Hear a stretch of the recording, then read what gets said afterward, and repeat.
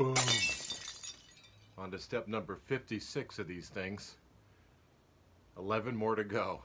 Feels like I've done a million of these, but I'm determined to finish these things no matter what. But this is a review of step number 56 of the 67 steps.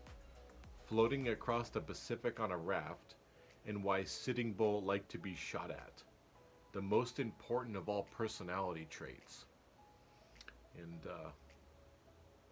the internet, amongst other places, is overly saturated by people giving advice on how to be successful.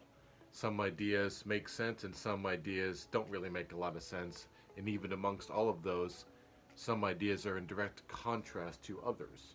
Some people will say things like you need to read books or you don't need to read books.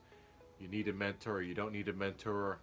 You learn by trial and error, you don't learn by trial and error, but you always want to go straight to the top, like Ty says, when you're getting advice from people. And certainly the top of which is Charlie Munger, who, when asked how to be successful, like I said in the previous lesson, his answer was first figure out how not to be successful, and he calls it sloth and unreliability.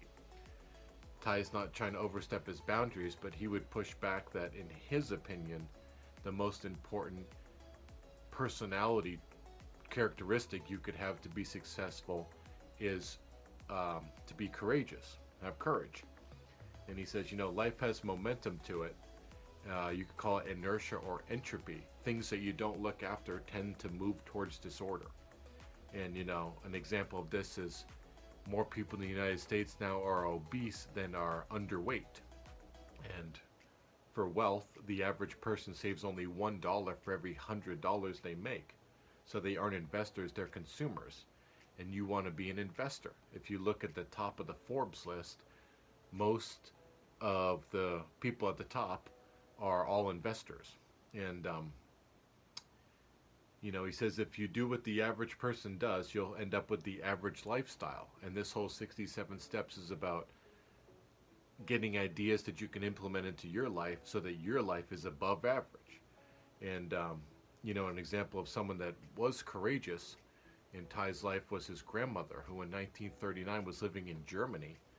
And she was so frightened by Adolf Hitler that she actually got on a boat and immigrated to the United States all by herself. No contacts either where she was going or no way of contacting her friends and family back in Germany. And another person that demonstrated a lot of courage was Sioux Indian chief Sitting Bull. He was, him and his troops, or him and his tribe were being shot at by the American troops on the plains. And just to show his bravery and courageousness to himself and to his fellow tribesmen, Sitting Bull put out a blanket and smoked his pipe while being shot at by the American troops. So, pretty crazy thing, but certainly brave.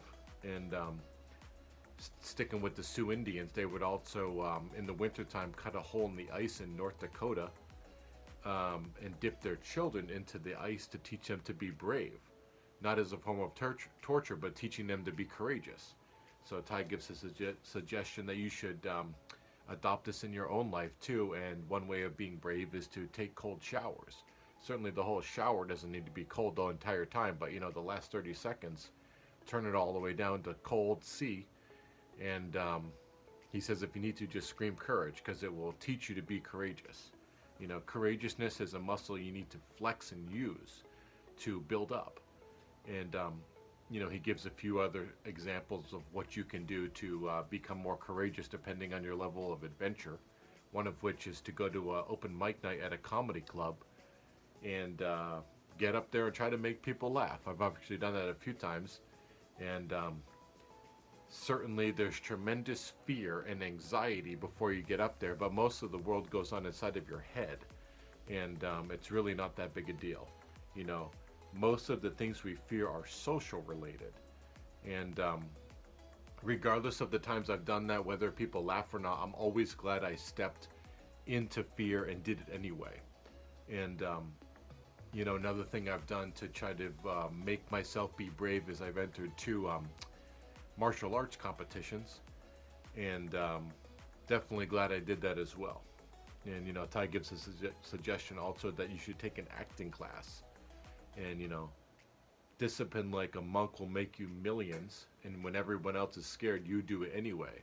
He says, in his experience, what makes most people millions of dollars is just their ability to handle fear and step into fear even when they're feeling overwhelmed by it. One quote I love by Jocko Willink, Navy SEAL, kind of motivational speaker guy, is run aggressively towards your fears. And Dan Pena in his QLA seminar that I've not attended but watched a lot on the internet, one thing that you have to do when you're part of that seminar is weekly you have to report back to Dan, what have I done this week that scared me? And he says, life expands and contracts with courage. So really this lesson is all about moving out of your comfort zone as often as you can, and to the degree you move out of your comfort zone is to the degree your life goes upward. So his questions for you at the end of this episode are, what is an example of an opportunity you missed because you were too afraid?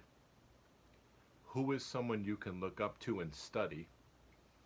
And what's a practical action you can take today? Thanks so much. I'll see you on review number 57. Take care.